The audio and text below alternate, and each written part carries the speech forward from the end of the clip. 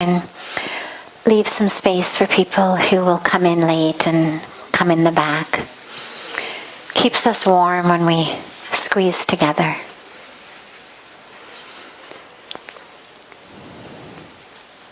So we begin with one of the questions that's come in advance from our beautiful family joining us from all over the world.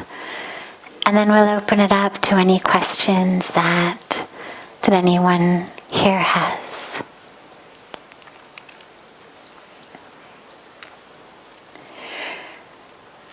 I've been actively on a spiritual path now for 5 years, and I try to live moment to moment in the present. But I find I have a lot of impatience, and it's affecting my relationships. How can I be more patient?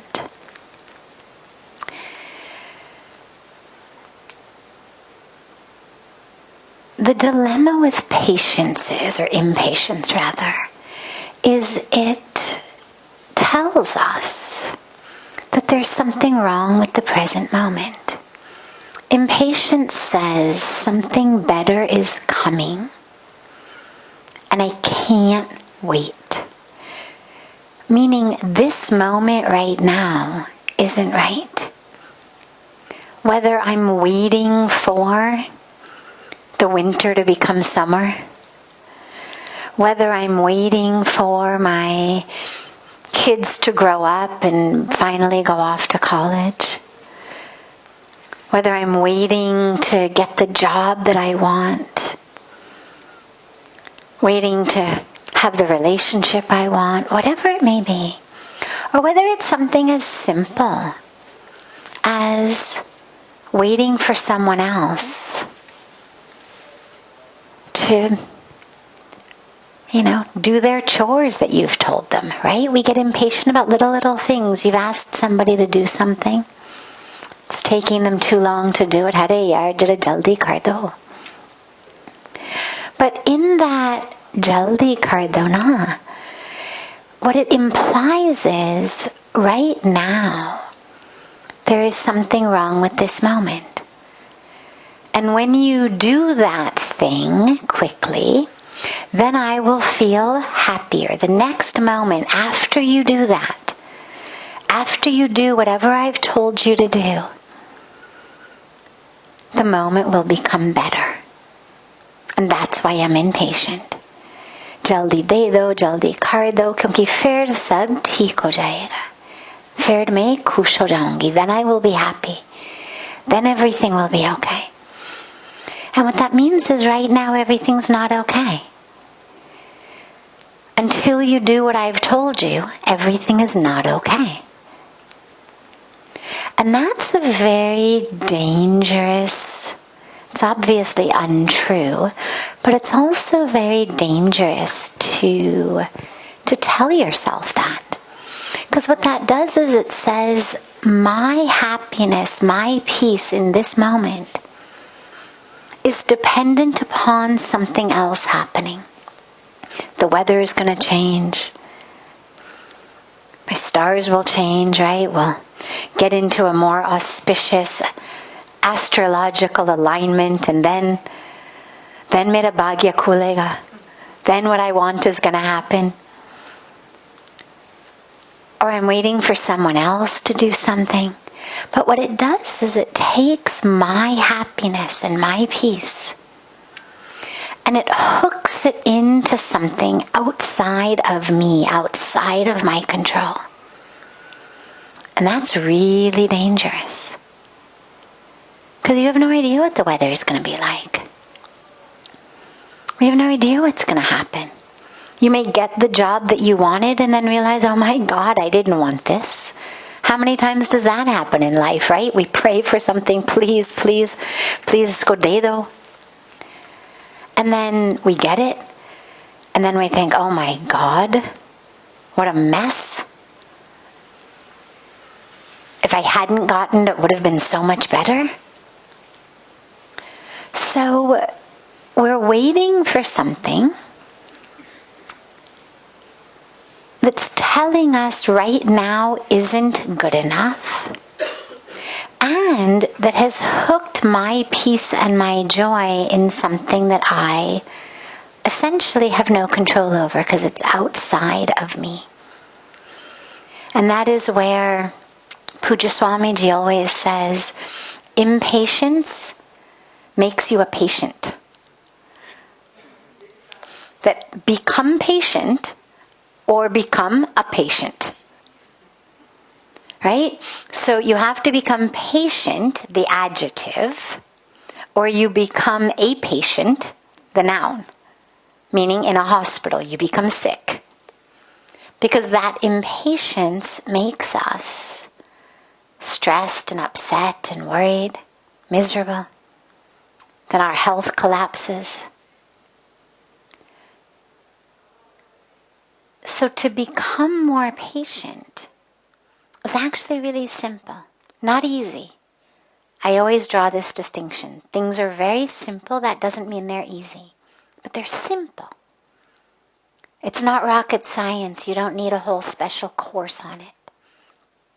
What you need to do is realize that your lack of patience is actually the source of your frustration. It's not other people. It's not the weather, because right now, okay, I'm waiting for summer. God, when is it going to become summer again? And then in summer, you're waiting for something else. Oh, when are we going to go on vacation? It's summer. We should be going on vacation. And then, oh my God, when is my AC going to be fixed? It's so hot. When is the guy going to get here and fix my AC? Every day is something else. Something else that we're waiting on, and then I'll be happy. So recognize very clearly, this is Jnana Yoga. This is wisdom, vidya. And this is why we emphasize Jnana, why we emphasize buddhi, intelligence, the intellect. Just become smart. Your own impatience is what is actually making you stressed and upset and frustrated. Being impatient is not going to make the winter go away and the summer come any faster. Being impatient is not going to make, in the summer, the guy who fixes your AC come any faster. It's not going to make your kids grow up and go off to college any faster.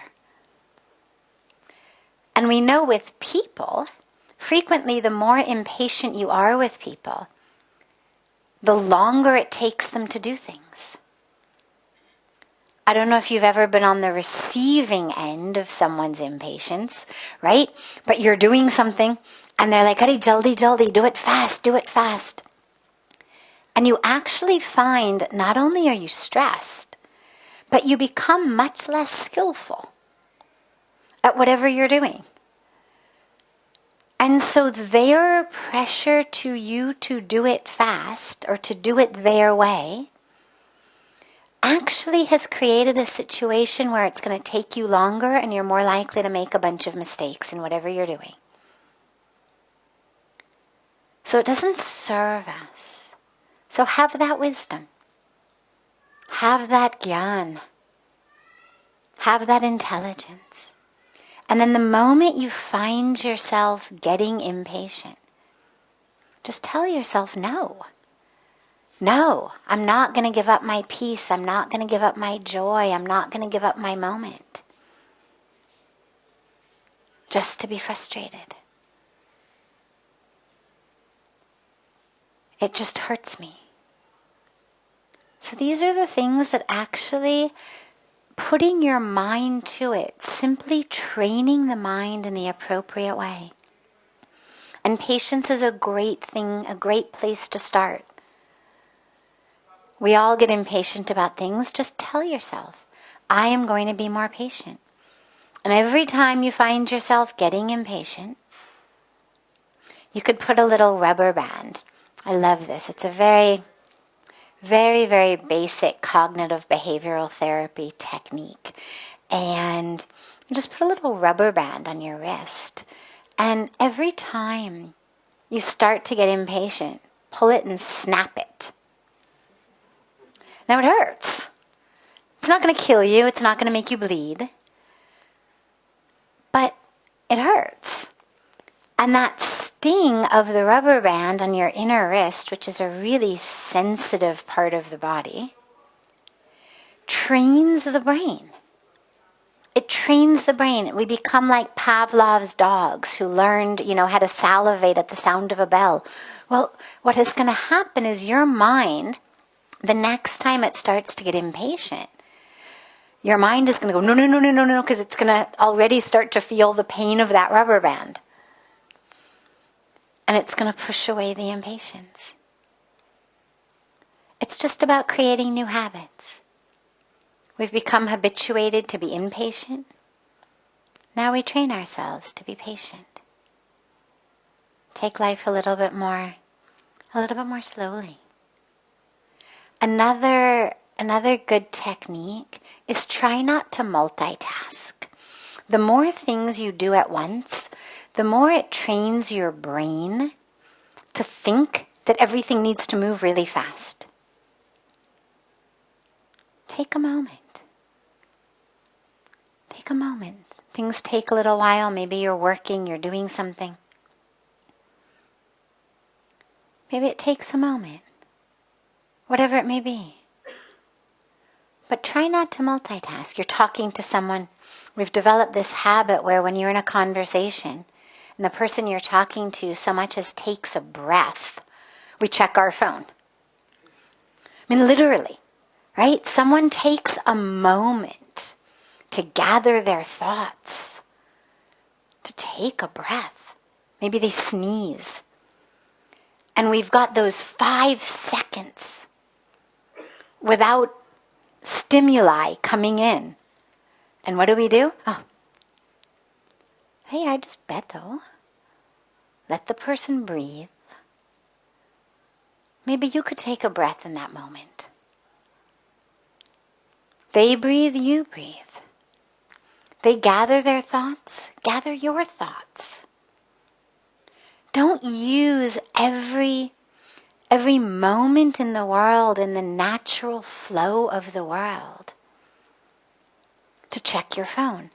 Because what it does is it trains our brain. We tell ourselves, oh, well, I'm just getting something done, but it trains our brain to be unable to withstand a moment of quiet, a moment of stillness, a moment without something coming at us. And that's a really dangerous pattern that you want in your brain. So for the sake of your brain health, allow yourself to just, take a moment. Or maybe the person you're talking to gets a phone call and they've got to get on the phone. Or they get up and they go to the bathroom. I'll be right back. I'm going to the bathroom. What do? We check our phones. Use these as moments that the universe has given you to just take a deep breath, to reconnect, to be in the moment. And what that'll do is it'll train your brain to stop being impatient. It'll train you to be quieter and calmer. So it'll benefit you and it'll benefit everyone around you.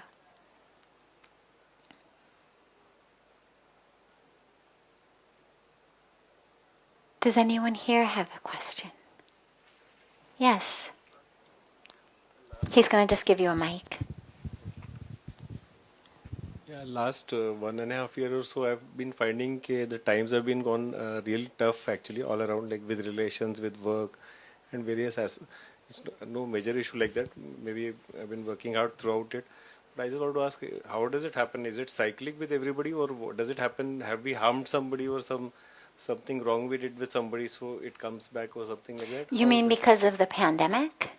Yeah. The last 1.5 years, or separate from the pandemic? Separate from the Separate pandemic, from yeah. okay. So work-wise, relations-wise, everything has been requiring much more energy to Yes. do the same task. So, did I harm anybody, or what exactly? How does it happen? Like, Yeah, so in our lives there are different moments. There are cycles in our life. There are times when things seem to flow really easily. There are times when it seems to be a struggle. You mentioned the last year and a half. Well, even though the question isn't about the pandemic, realize that this has been a time where the energy field of humanity has been stressed. Even people who themselves aren't sick, their loved ones aren't sick, they could live easily the next 10 years having Amazon deliver everything at home, like no stress. Nonetheless, we have been existing in a world in which the energetic field is stressful. And so I know a lot of people all over the world, people who are really spiritual people, meditators, people who have said, out of the blue, for no reason, we are stressed. And so I would suggest that you also become aware of the field in which this last year and a half for you has happened. Even though it's not pandemic related, it has taken place in the field of, the energetic field of stress. And that's going to make things more difficult. But even so, otherwise, we were talking about this long before COVID happened. There are phases in our life. Times when things flow really easily, times they take more struggle. And that's normal. That's what nature is. In nature, there's nothing in nature that is exactly the same all the time. Even we were talking about Ganga flowing 24/7. And yet, this time of year, she flows very low. Come in July or August, you're going to see a totally different Ganga. So she's flowing. But there are times where the flow is very shallow. There are times the flow is very deep. There are places along the 2,500 kilometer flow of Ganga where it's very wide, places it's very narrow, places it's very still. She flows very calmly. Places where we have rapids. And this is true in our life. It's true with nature. Nothing in nature produces fruit or flowers every single day of the year, continually. Everything has seasons. There are fruitful seasons, and then there are non-fruitful seasons, right? Fruits and vegetables, everything's got a season that it grows in. An apple tree is going to give you apples some of the time, not 365 days a year. In our lives, we have to be aware of that and just allow that to happen. Okay, this is a challenging time. Did I do something? I wouldn't think about it like, did I do something? I would understand that my karmic package and journey is going through a time right now of challenge. In the same way that the northern hemisphere is going through winter. Right? So, southern hemisphere is going through summer. You could call it a different karmic package. You're going through this experience right now. Others may not. Your package, your life journey is winding through a time right now where there's some struggle. You can think about it astrologically, you can think about it karmically, you can think about it in terms of fruit-giving trees, fields of agriculture, times of great harvest, times it's important to allow the field to lay fallow. So just stay with it. Stay with it and just know this too shall change. This too shall change. But what are you supposed to learn in this time? Okay, it's taking more work. Wonderful. It's teaching you the power of tenacity. It's teaching you the power of hard work and discipline. It's teaching you the power of surrender. You work and it doesn't work. Okay? So there's something to be deeply gained in all of these different times of our life. Yes. How can we? Is there any practical way where we can bring our mind under control of our intellect? So, to bring the mind under control of the intellect, no, because the intellect is a product of the mind. So the mind and the intellect are interconnected. Now, what we certainly can do is train our mind to be governed by the intellect. So for example, we have a desire that arises, and the intellect comes in and says, not such a good idea. You've done this before. It doesn't work out so well for you. And then we listen to it. The more you listen to it, the more you abide by it, the more habituated the mind will become to listen to it. It's like, think about if you have a friend, for example, and you see the friend is about to make a really stupid decision, and you know it's a stupid decision. And you say to your friend, Harayard, please take my advice. This is not going to go well for you. This is a decision being made in ego, in ignorance. Don't do it. And the friend says, okay, and listens and follows your advice. Well, you're gonna start giving them more advice. You're going to understand, okay, this is a receptive friend. And you're going to start paying more and more attention to what they're doing and thinking, are there other opportunities that you have to maybe offer them the gift of your wisdom? But if the friend says, forget it, doesn't listen to you, goes out, does exactly what they want, makes a mess of things, and doesn't even bother to come back and say, Hare, you were really right, just ignores you completely. Well, you may try another few times, but eventually you're going to say, Hare, chup rehna aur chai. Why bother? Save my breath, save my energy, wo sunti nahi anyway. This guy doesn't listen. And in many cases it becomes like that with our intellect.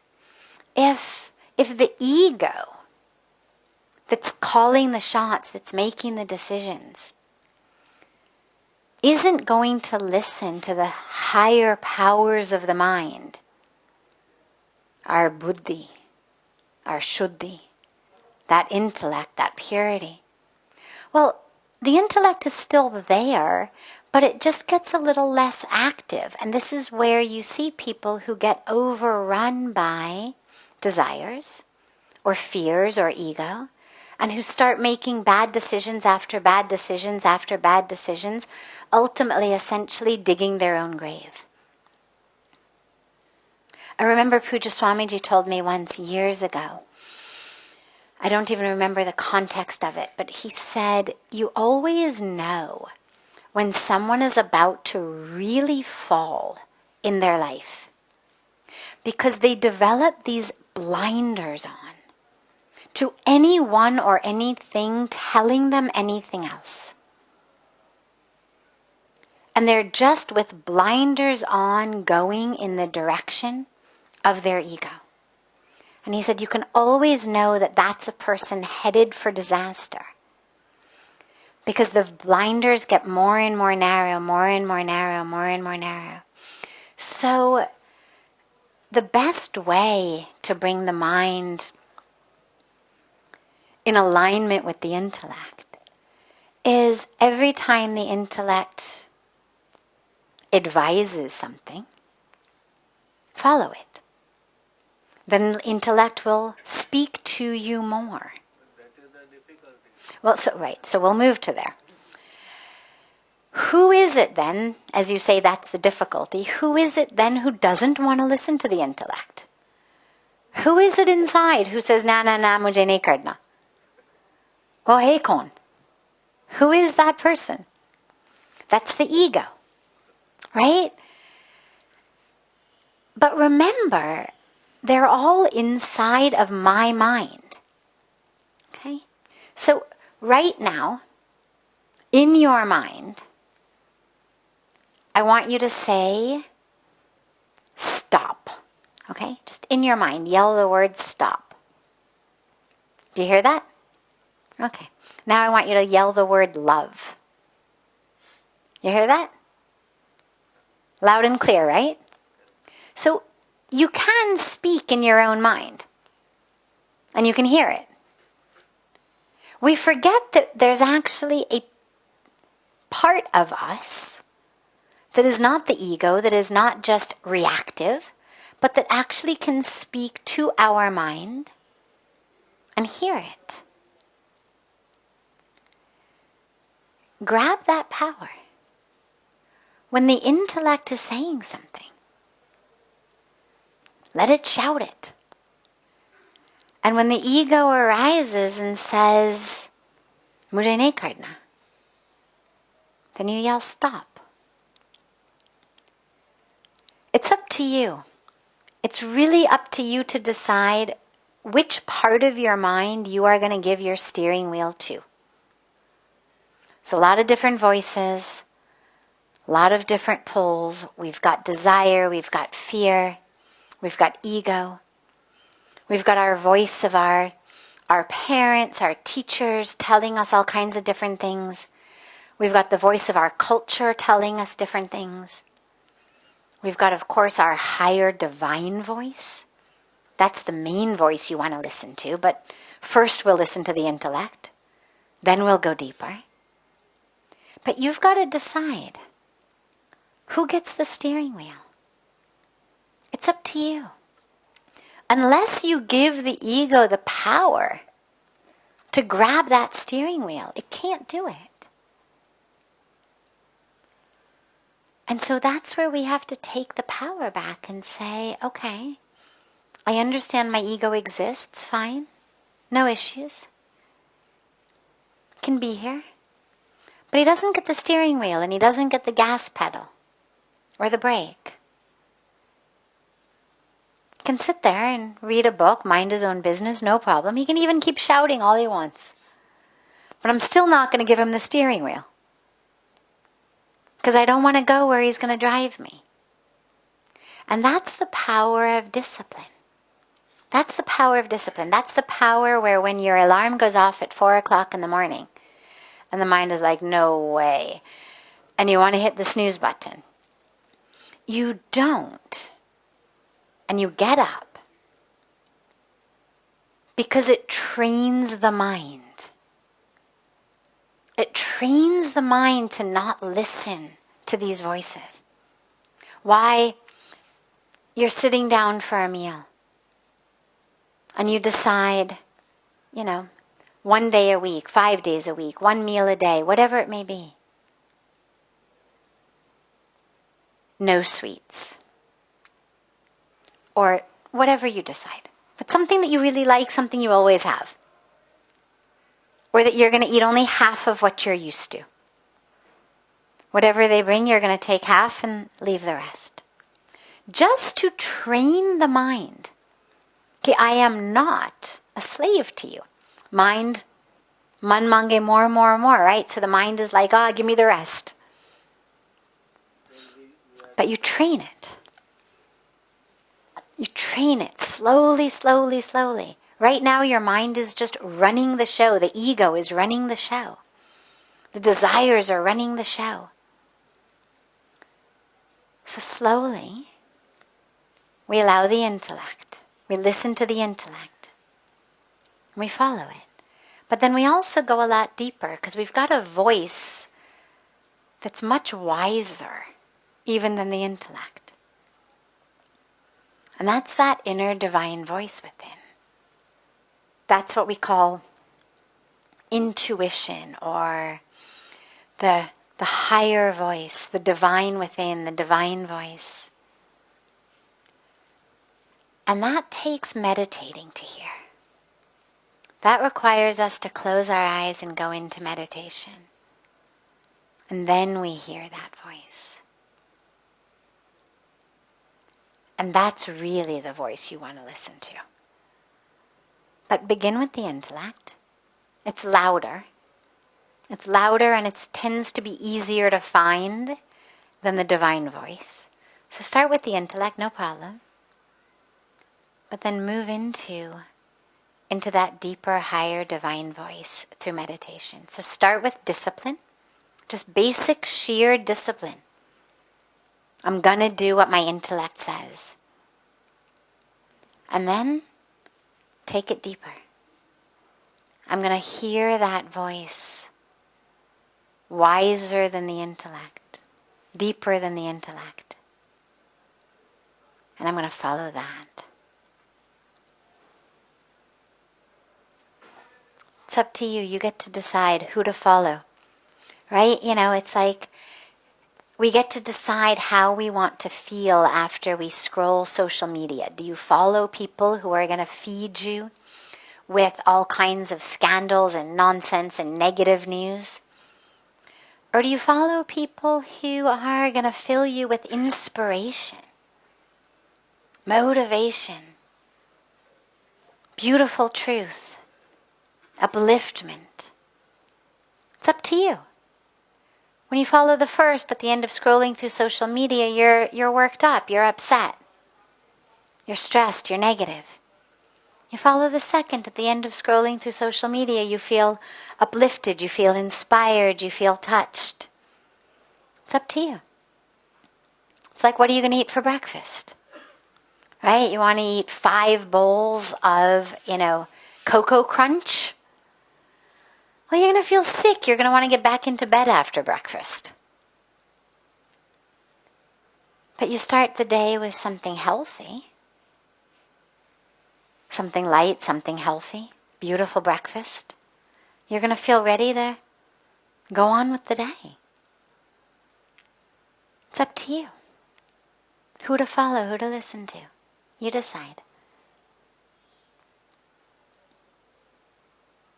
Beautiful. Of course. Have a beautiful, beautiful rest of your evening. A beautiful morning and afternoon to our sisters and brothers and family joining us from all over the world. And I look so forward to seeing you all again tomorrow.